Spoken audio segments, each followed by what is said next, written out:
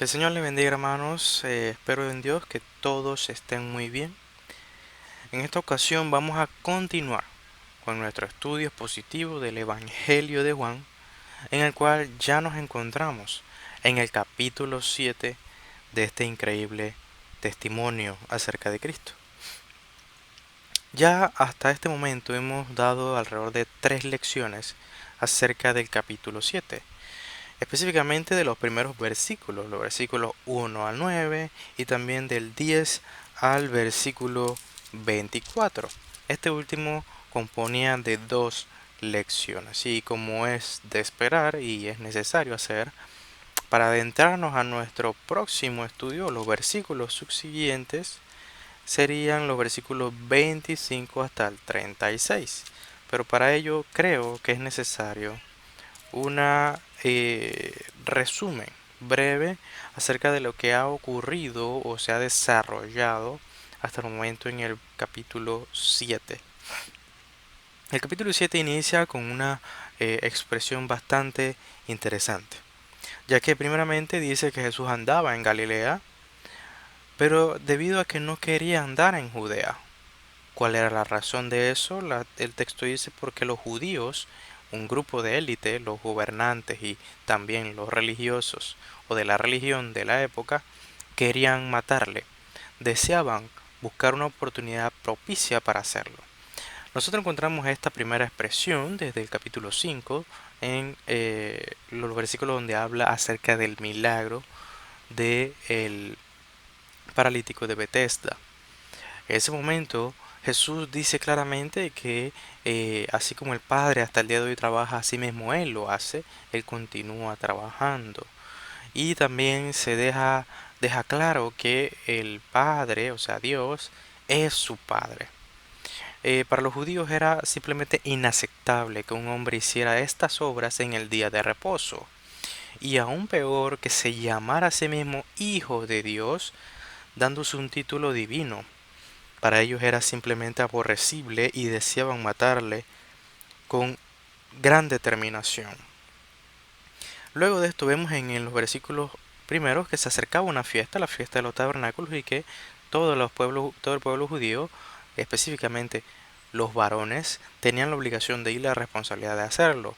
Y los hermanos de Jesús le intentan convencer de que suba a Judea juntamente con ellos.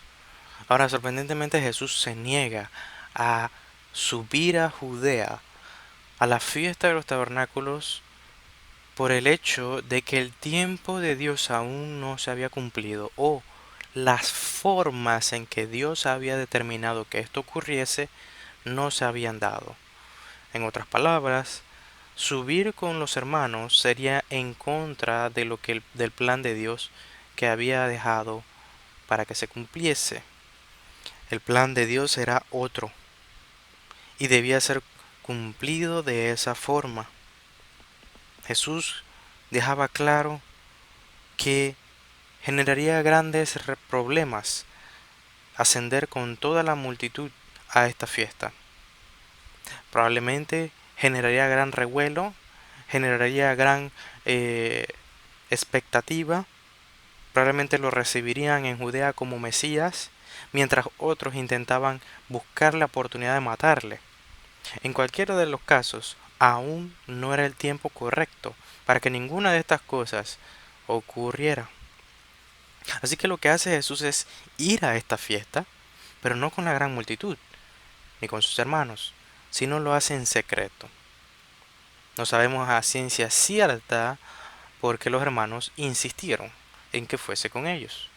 Lo que sí sabemos es que eran hombres incrédulos, que tenían un corazón malvado, que nada de lo que hacían lo hacían por fe y por lo tanto tenían intereses personales. Probablemente ellos sabían y conocían y por las palabras que dicen sus hermanos, como hablando de los discípulos que le esperaban en aquel lugar y que debía dar obras para que le siguiesen, probablemente ellos buscaban algún tipo de reconocimiento público, como decir, él, el aclamado rabí, él es nuestra familia. Pero aunque no sabemos con certeza si esto es así, sí sabemos que cuando Jesucristo llegó a dicha fiesta, las personas que estaban en aquel lugar estaban divididas. Los judíos y un sector de las personas, de las multitudes que habían llegado para esta fiesta, creían que él era un engañador, creían que era un blasfemo, un falso maestro, mientras otros, de forma muy callada, de forma privada, creían que él era un hombre bueno, que él era un rabí enviado por Dios.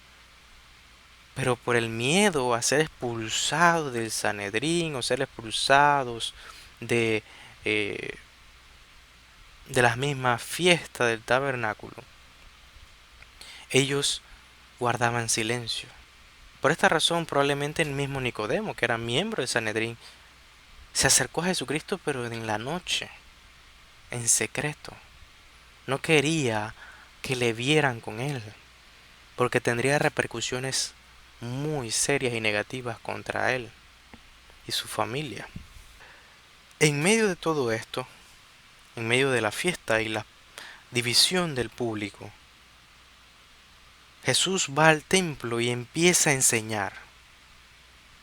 Empieza a enseñar. Él enseña y deja claro que su enseñanza no viene de hombre alguno, no viene de su propio ser, no viene de su creatividad, no viene de sus impulsos, no viene de sus deseos, no viene de su creatividad, viene de Dios, del Padre. Esto lo decía no para negar su divinidad y que la revelación que él decía no era suya también. Lo decía para contrastarlo con la doctrina de los judíos, la cual era de hombre. Eran dogmas de hombres, eran imposiciones de ellos y no de Dios. Pero las levantaron y las enseñaban como si fuesen revelación divina. Él también nos enseñó que si realmente hemos nacido de nuevo, si realmente somos de Cristo, sabremos cuál es la doctrina de Dios y que la palabra que sale de su boca es la palabra de Dios. Pero ustedes, los judíos, que claramente viven con un pensamiento entenebrecido, que aún están esclavizados a su pecado, no pueden distinguir entre lo que es la doctrina de Dios y sus propios dogmas. Por eso me rechazan, por eso lo hacen. Esto es una gran lección para nosotros, porque si realmente somos de Él, deberíamos profundizar en sus palabras y no buscar palabras o enseñanzas o sujetarnos a enseñanzas de hombres, sino a la enseñanza de Cristo, que es la palabra de Dios. Al mismo tiempo nos enseñó a detectar a aquellos hombres que solo hablan de sí mismos, hablan de su propia conciencia, de su propia mente y no la palabra de Dios. Estos que hacen esto buscan gloria para ellos mismos, no buscan la gloria de Dios. Buscan glorificarse, buscan exaltarse. Estos hombres son injustos, son vanagloriosos, pero el que predica la palabra de Dios, este es verdadero. Y en el caso de Cristo era una clara señal de que a diferencia de las declaraciones que decían los judíos de él, que él era un falso maestro, en el versículo 12, en el versículo 18 deja claro que él es verdadero. Sus palabras son veraces. Lo que él ha dicho acerca de sí mismo es verdad. Él continúa con su argumento y demuestra que los judíos son hipócritas. Ellos juzgan a Jesús porque sanó a un hombre en el día de reposo.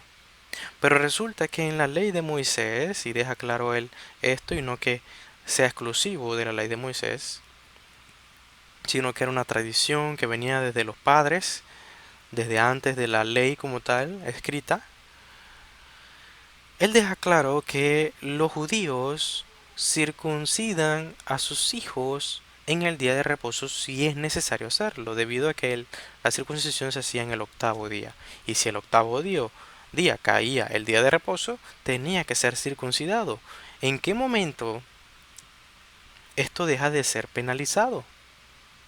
¿Por qué el sanar a un hombre, el cual es una demostración del amor de Dios y la misericordia de Dios, es pecado, pero la circuncisión que hacen a los hijos en el día de reposo no lo es? Ellos juzgan injustamente, juzgan premeditadamente, hacen prejuicio y lo hacen en base a las apariencias. No indagan, no escudriñan, no son justos, son interesados, buscan su propio beneficio. Esta es la crítica que hace Jesús acerca de ellos y señala su hipocresía. Pero también nos enseña a todos nosotros y a toda esa multitud que estaba allí que no juzguemos según las apariencias. No está diciendo que no juzguemos. Nos enseña a hacerlo bien. Nos enseña a tener un juicio justo, un juicio diligente, un juicio que tenga una información clara, precisa y que aún más importante, dependa de Dios y no de nuestras propias capacidades. Esto es lo que el Señor enseñó hasta este punto. Pero ahora nos encontramos en los versículos 25 al 36, el cual gira alrededor de una pregunta. ¿Es Jesús, es este hombre que nos ha enseñado esto, que habla, que disputa contra los judíos, es este hombre el Cristo realmente? ¿Es el Cristo? Es muy, muy importante esta pregunta. Y creo que para la iglesia hoy día es sumamente crucial.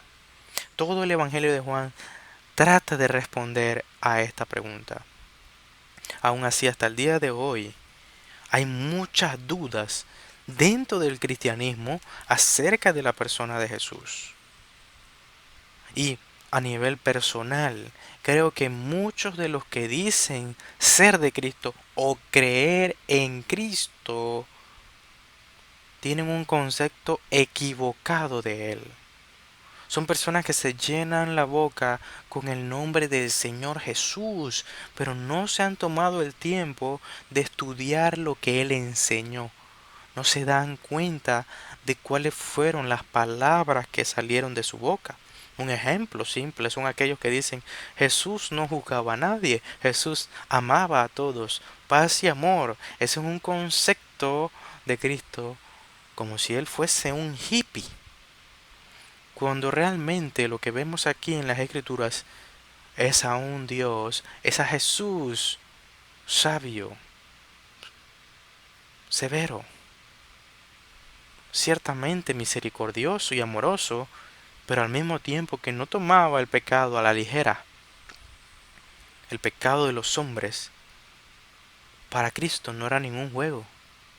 Y Él juzgaba los corazones hipócritas, juzgaba los corazones pecaminosos, llamaba a los hombres a arrepentirse, no una opción, no si usted desea, si usted le parece bien, si le parece preferible según sus gustos, no. Él ordenaba a las multitudes a venir a Él y a arrepentirse. Este es el Cristo de la Biblia. Pero yo sigo conociendo personas que dicen creer en Cristo, pero realmente tienen un Cristo hippie. En una encuesta realizada por Ligonier, que hacen anualmente, ellos hacen una serie de preguntas teológicas cruciales y importantes en la fe cristiana a toda una población general, tanto a cristianos como no cristianos y a diferentes religiones, especialmente de la Iglesia Católica. Esta encuesta creo que la hacen anualmente y los resultados de este año también fueron ya publicados. En la encuesta general a toda la población se le hizo una afirmación que debían responder si estaban de acuerdo o en desacuerdo. Esta afirmación era: Jesús fue un gran maestro, pero Él no fue Dios. Jesús fue un gran maestro, pero no fue Dios. El 61% de los encuestados respondió que estaba de acuerdo con esta afirmación. En otras palabras, creían que fue un gran maestro, pero que no era Dios.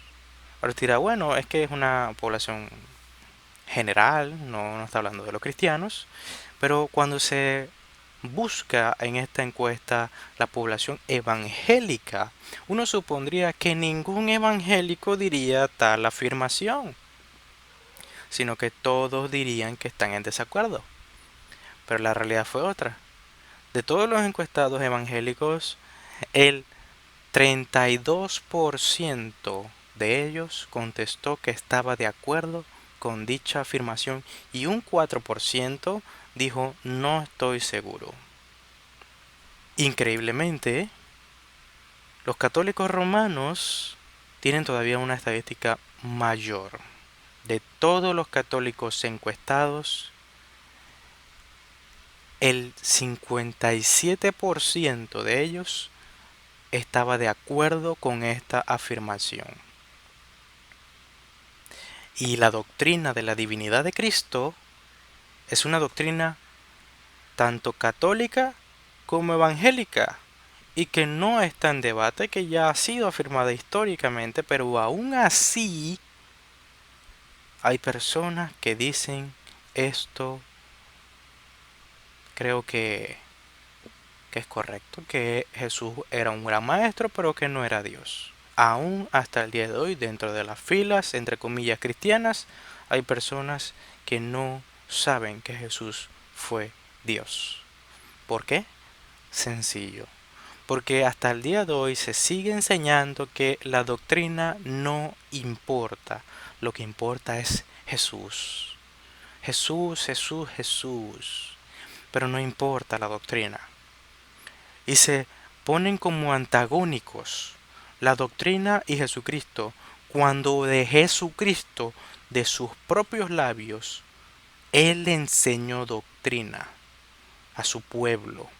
La iglesia fue cimentada en sus palabras, en su doctrina.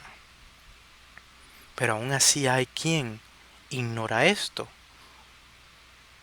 porque han escuchado a falsos maestros. Cada día hay más hombres que niegan la importancia de la doctrina y cada día hay más, supuestamente entre comillas, cristianos que niegan la importancia de la doctrina.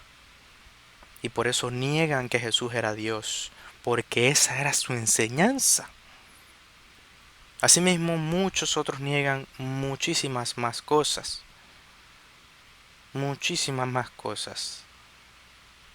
Porque hay una degeneración de la importancia de la palabra de Dios en la iglesia de Cristo. Es aquí entonces donde empezamos con nuestra primera sección de nuestro estudio del versículo 25 al 36. Vamos a leer los versículos 25 específicamente hasta el versículo 27 en esta primera sección. Leemos la palabra de Dios que dice así. Decían entonces unos de Jerusalén, ¿no es esta quien buscan para matarle? Pues mirad, habla públicamente y no le dicen nada. ¿Habrán reconocido en verdad los gobernantes que este es el Cristo? Pero sabemos de dónde es, mas cuando venga el Cristo, nadie sabrá de dónde sea. ¿Quiénes hablan aquí? El versículo nos dice, el versículo 25, unos de Jerusalén. Recordemos que anteriormente Jesús había señalado a la multitud y había recriminado que a él le procuraban matar.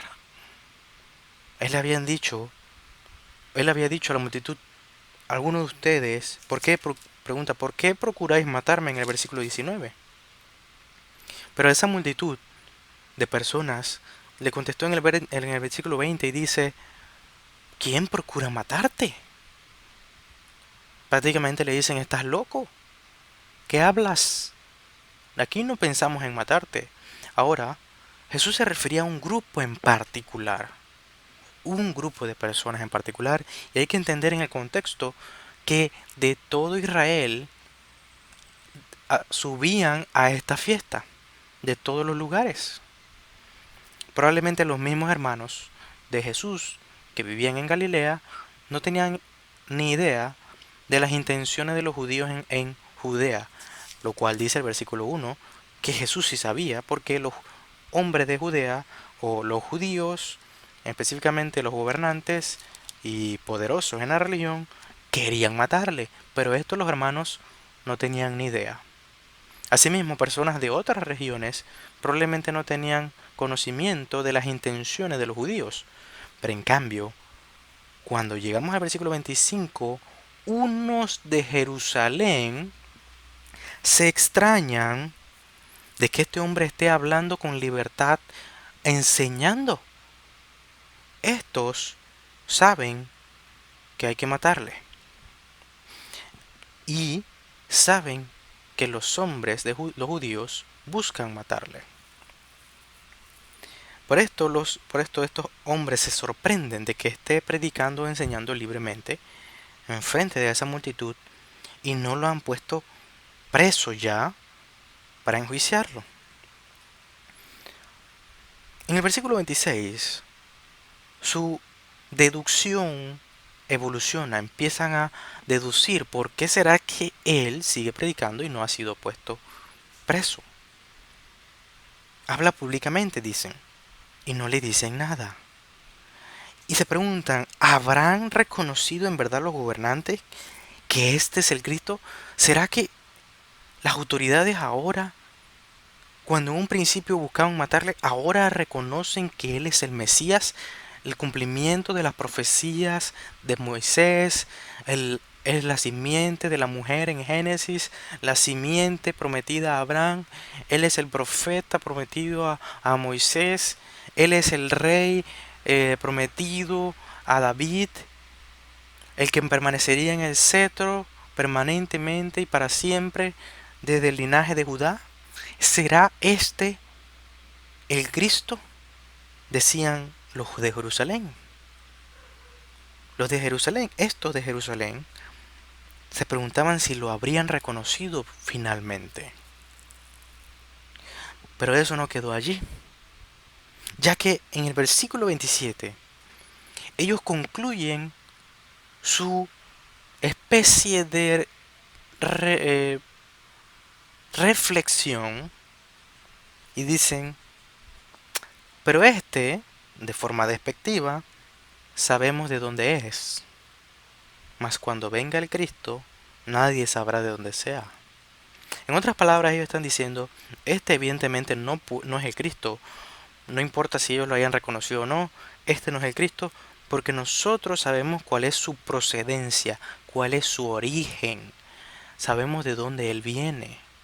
Él es Galileo, Él es de la familia de el carpintero y la tal María, que hasta el día de hoy no sabemos cómo fue que dio a luz, probablemente de forma vergonzosa y de manera pecaminosa. Ese era el concepto que se tenía de los padres de Jesucristo y también, por consiguiente, del origen de él. Pero también no solamente se dice o se cree que Jesús viene de forma terrenal o geográfica, sino que también hacen una afirmación teológica o cristológica. Porque dicen que cuando venga el Cristo, esto de Jerusalén dice, cuando venga el Cristo, nadie sabrá de dónde sea. ¿Esto es verdad? Bíblicamente esto es verdad. ¿No dicen las escrituras algo totalmente opuesto? Cuando vamos al profeta Miqueas, dicen las escrituras, profeta Miqueas capítulo 5, verso 2, pero tú, Belén Efrata, pequeña para estar entre las familias de Judá, de ti me saldrá el que será Señor de Israel, en Israel, y sus salidas son desde el principio, desde los días de la eternidad. De modo que el profeta anuncia que Jesucristo, el Mesías, nacería en Belén. A pesar de que era un lugar menospreciado y tomado en poco, ese era el lugar que Dios había determinado desde antes de la fundación del mundo en el plan soberano de salvación que Él naciese. Y eso se ve corroborado en el testamento del Evangelio de San Mateo, cuando en el capítulo 2, verso 1 dice, cuando Jesús nació en Belén de Judea en días del rey Herodes, vinieron del oriente a Jerusalén unos magos. La palabra de Dios corrobora la evidencia de que Jesús nació en Belén. Y no solo esto, estos judíos, estos de Jerusalén, creen que Jesucristo el Mesías no vendría de ningún lugar en específico, que ellos no sabrían de dónde vendría, ignorando las escrituras. Se dicen ser conocedores de las Sagradas Escrituras, pero la ignoran. Ahora, ¿por qué ellos creían esto? Si Miqueas es tan claro, si Miqueas es un texto contundente para entender esto. ¿Por qué llegarían a pensar esto? Para algunos estudiosos creen que es una mala interpretación del capítulo 3 de Malaquías, versículo 1, en el cual dice las escrituras, he aquí, yo envío mi mensajero, el cual preparará el camino delante de mí y vendrá súbitamente a su templo el Señor a quien vosotros buscáis, y el ángel del pacto a quien decíais vosotros. Y aquí viene, ha dicho Jehová de los ejércitos. De modo que algunos creen que este texto fue mal interpretado por los judíos, entendiendo de que no tendría un origen específico, sino que aparecería de forma súbita. Pero realmente este concepto de algunos judíos venía de dos textos en particular, de el Apocalipsis de Baruch y el segundo libro de Esdras, en el cual serían dos libros apócrifos que en la tradición judía no fueron aceptados como libros inspirados por Dios o canónicos. Estos libros enseñaron en algunos textos que el Mesías vendría de manera repentina, de manera fue sin origen. Y aún podemos ver este testimonio de parte de la conversación que tiene Justino Mártir, el gran teólogo y filósofo, con un hombre llamado Trifón. Él en este libro intenta convencer a este judío, Trifón, de que Jesucristo el de la Biblia, es el Mesías prometido. Trifón se niega y se da esa conversación, es un ir y venir, es un debate entre ambos. Y en una ocasión Trifón le contesta a Justino Mártir de la siguiente manera. Él dice que si Jesús vino o está todavía entre nosotros, Él ni siquiera sabe de dónde viene y tampoco sabe o está consciente de que Él es el Mesías. Ese era el concepto que tenía Trifón acerca de el Mesías. Primero, que el Mesías no sabría su lugar de origen, y no solo eso, sino que tampoco conocería que él era el Mesías. Aún él mismo dejó la posibilidad abierta de que este hombre todavía estuviese entre ellos. Así era la ignorancia y el concepto que tenía este hombre acerca del Mesías. Pero no todos tenían este concepto. Estaban los partidarios de las profecías cristológicas del Mesías, del Cristo, desde el Antiguo Testamento, que se ve ejemplificado en el versículo 42 de este mismo capítulo, cuando dice, versículo 42, no dice la Escritura que del linaje de David y de la aldea de Belén, de donde era David, ha de venir el Cristo. De modo que estaban aquellos israelíes que creían en la venida de Cristo y que tenían un origen. Pero también estaban los que decían que nadie sabrá de dónde sea. Ahora, ¿qué relevancia esto tiene para nosotros? Estos hombres están negando que Jesús sea el Cristo en la base de una mala interpretación de la Biblia o por haber tomado en cuenta textos de otros libros que no eran inspirados, doctrinas de hombres, eh, revelaciones por intuición de otros hombres que no eran palabra divina. Estaban cimentados en falsa enseñanza y aunque veían a Cristo, sus conceptos erráticos lo hicieron negarlo, lo hicieron rechazarlo. Esta es la importancia de la doctrina. Aún hay hoy personas que creen que la doctrina no es importante, de que la palabra de Dios no es importante. Pero sea lo que sea que pienses, sea lo que sea que digas, sea lo que sea que creas, permíteme iluminarte, hermano.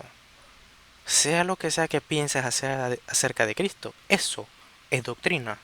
El problema no es que tengas doctrina acerca de Jesús, el problema es qué doctrina tienes acerca de Jesús.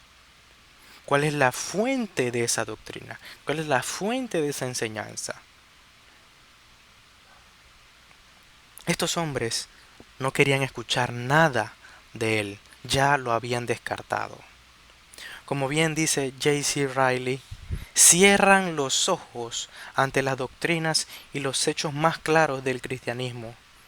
Su argumento es que no entienden y que, por tanto, no pueden creer en las cosas que les mostramos como necesarias para la salvación. No creen lo que no les gusta creer. Ni leen, ni escuchan, ni piensan, ni buscan la verdad sinceramente. Simple y llanamente, no sé si ha visto esto alguna vez, cuando alguien amonesta a un niño pequeño y ese niño se tapa los oídos y empieza a gritar la para no escuchar. Esa es la actitud de muchos cristianos que cuando se les dice el Cristo de la Biblia es un Cristo que enseñó doctrina, que enseñó esto, cuando se les describe al verdadero Cristo de la Biblia, se tapan los oídos y empiezan a gritar como niños. Sacan a relucir su doctrina personal acerca de Jesús, pero no la doctrina bíblica. Ahora pasamos a la siguiente sección, la segunda sección de nuestro estudio de esta serie de versículos. Y esta sección comprende desde el versículo 28 hasta el versículo 31, en el cual estudiamos la respuesta de Jesús ante y las ideas de estos hombres que venían de Jerusalén. Y no solo eso, veremos también la respuesta de las personas ante las palabras de Jesús. Versículo 28 dice así: Jesús entonces, enseñando en el templo, alzó la voz y dijo: A mí me conocéis y sabéis de dónde soy, y no he venido de mí mismo, pero el que me envió es verdadero, a quien vosotros no conocéis, pero yo le conozco, porque de él procedo y él me envió. Entonces procuraban prenderle, pero ninguno le echó mano, porque aún no había llegado su hora. Y muchos de la multitud creyeron en él y decían: el Cristo, cuando venga, hará más señales que las que éste hace. Es sumamente interesante cómo desarrolla Jesús su respuesta. Al principio parece estar dándole la razón a los judíos que decían de dónde él provenía. Parecía estar dándole la razón y diciéndoles: si es cierto, yo soy hijo de un carpintero, soy hijo de María y pues me crié en Galilea, en un lugar específico. Eso parece que es lo que está diciendo. Pero tenemos que tomar en cuenta que Jesús no está afirmando que ese es su origen. Él está afirmando o está de forma irónica resaltando el conocimiento vago que tienen los judíos. Porque en el siguiente aspecto de la respuesta de Jesús se deja claro que Jesús realmente le está diciendo a estos judíos: ustedes no me conocen porque no conocen al que me envió.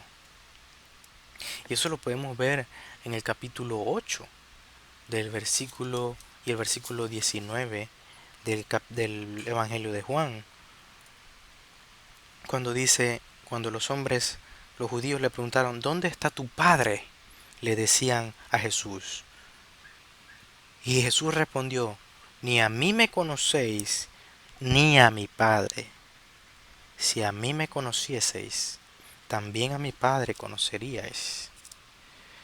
Era increíble que lo que realmente Jesús dice aquí es un eco de lo que acabamos de leer. Es decir, como bien dice la segunda parte del versículo 28, el que me envió es verdadero, a quien vosotros no conocéis, pero yo le conozco. Y aquí es todavía más importante. Jesús aquí va a decir cuál es su origen verdadero, cuál es su lugar de procedencia y quién es su Padre. Él dice: porque yo le conozco, en el versículo 29, porque de Él procedo y Él me envió. Es cierto, ustedes conocen la historia superficial y cabe decir que no la conocen completamente. Ustedes dicen que me conocen porque me crié en tal lugar y ustedes conocen esa historia, sí, perfecto.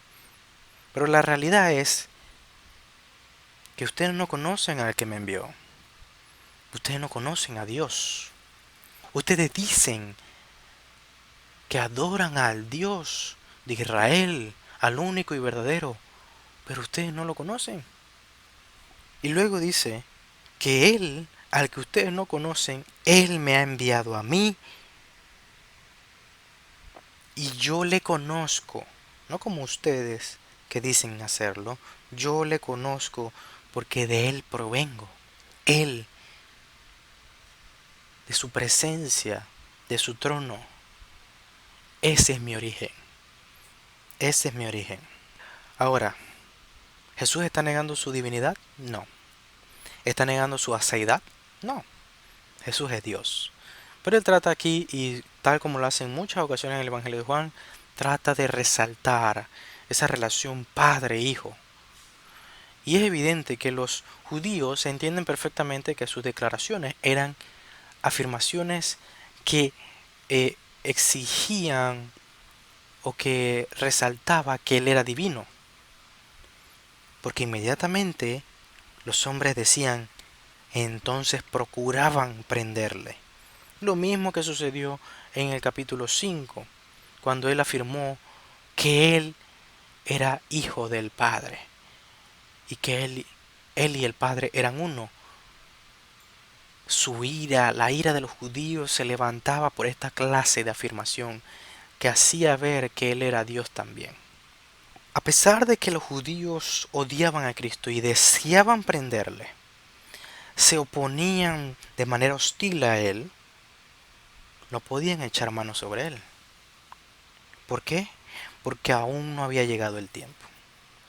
No importa cuánto odio hubiera en contra de Cristo, no importa cuánto deseaban prenderle y matarle, no podían hacerle daño. Porque Dios había determinado el tiempo, la hora, el momento, los medios para que se diese todo. Y no era este el momento. No importa cuánto lo odiasen, ellos no podían extender la mano sobre él. Más adelante en la historia lo intentarían prender, incluso lo estarían sujetando. Y el texto no nos explica cómo, pero la Biblia nos dice que Jesús se liberó de ellos, a pesar de que intentaron matarle. Dice Lutero acerca de esto: Dios ha instituido para todo una hora idónea y adecuada, y el mundo entero es enemigo de ella y se empeña en atacarla. El diablo dispara y ataca al pobre reloj, pero no sirve de nada porque esa hora llegará. El diablo no conseguirá nada hasta que llegue esa hora y las manecillas hayan recorrido su camino. Dios ha determinado todos los tiempos, todas nuestras circunstancias. No nos detengamos. Jesús sabía perfectamente lo que ocurriría al momento de responderle a los judíos. Aún así lo hizo. Que no importe, hermano. Que no importe las reacciones de odio, hostilidad del mundo hacia Cristo y hacia nosotros. Prediquemos y anunciemos su verdad. Los tiempos de Dios ya han sido determinados. Y el tiempo para nosotros ha sido determinado. Aparte de esto, aparte del odio de los judíos, dentro de la multitud empezó a cambiar el concepto escéptico en contra de él.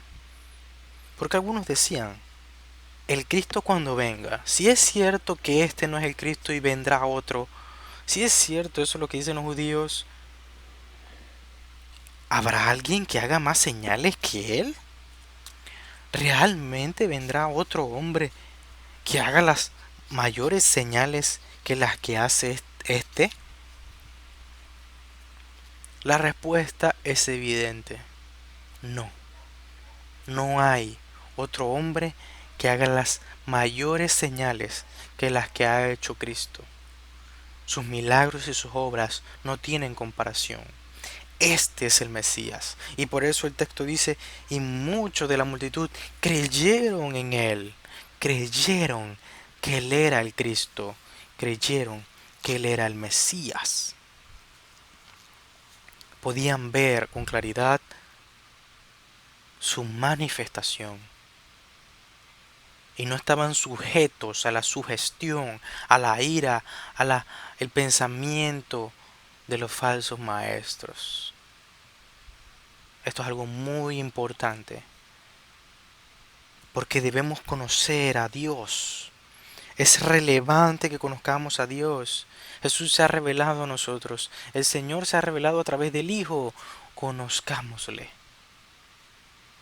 No tapemos nuestros ojos. No seamos ignorantes. No seamos negligentes e ignoremos su revelación en las Escrituras, porque no hay peor ciego que aquel que no quiere ver tal manifestación. Entramos en la última sección, una advertencia de parte de nuestro Señor Jesucristo, que dice así. Desde el verso 32 hasta el verso 36 dice las Escrituras, los fariseos oyeron a la gente que murmuraba de él estas cosas. Y los principales sacerdotes y los fariseos enviaron alguaciles para que le prendiesen. Entonces Jesús dijo, todavía un poco de tiempo estaré con vosotros, e iré al que me envió. Me buscaréis y no me hallaréis. Y a donde yo estaré, vosotros no podréis venir. Entonces los judíos dijeron entre sí, ¿a dónde se irá éste? Que no le hallemos. ¿Se irá a los dispersos entre los griegos? ¿Y enseñará a los griegos? ¿Qué significa esto que dijo, me buscaréis y no me hallaréis? Y a donde yo estaré, vosotros no podréis venir. Los judíos estaban cansados de Jesús y su enseñanza y cómo estaba teniendo gran influencia en las multitudes. Por esto, de manera desesperada, envían a sus alguaciles una guardia del templo para poder en prisión a Jesús, por estar blasfemando, por estar enseñando, según ellos, falsa doctrina de que él era el Cristo, de que él era el Mesías, de que él era Dios. Pero Jesús también deja claro en el versículo 33 en adelante que él estaría un tiempo con nosotros. Según los eruditos, este tiempo constaba de 6 meses de aquí en adelante. 6 meses en el cual luego se celebraría la fiesta de la Pascua, la última Pascua en la cual Jesús sería crucificado y al tercer día resucitaría. De modo que Jesús sabe el tiempo que le resta con los discípulos. Y él dice, voy a estar aún más un tiempo con vosotros. Esto es una respuesta a esa idea de ser prendido por los alguaciles en ese momento. En otras palabras, estos pretenden apresarme hoy y matarme, pero no es así. Aún tengo un tiempo que pasar con ustedes y luego iré con el que me envió. Iré al Padre. Y le dice a estos hombres, a los judíos, a los que se oponían y a la multitud que también de los que habían creído, decían, me buscaréis y no me hallaréis. Y a donde yo estaré, vosotros no podréis venir. Claramente, estas palabras se dirigían directamente a aquellos que no creían, que lo veían con incredulidad, que lo veían con hostilidad. No era solo una advertencia, era una profecía. Él estaba profetizando lo que ocurriría, de que los hombres en un momento dado, en su desesperación, su hambre y sed, buscarían al Mesías. ¿Dónde está el Mesías prometido? Cuando venga el terror, cuando venga la aflicción sobre el pueblo de Israel, le mirarán al cielo y dirán, Dios, ¿dónde estás? Trae a tu libertador. Ven, oh Señor, sálvanos. Pero Dios no atenderá a esta petición. Porque cuando Cristo estuvo caminando entre vosotros, lo desechasteis. Lo tuviste como en poco. Lo tuvieron como en poco. Se burlaron de él, lo golpearon y lo mataron. De modo que Jesús dice, buscarán misericordia, correrán, buscarán, pero no me hallarán. No podrán encontrarme. Y aún peor es lo que dice posteriormente. Él le dice a los incrédulos, a los de la multitud y a nosotros hoy,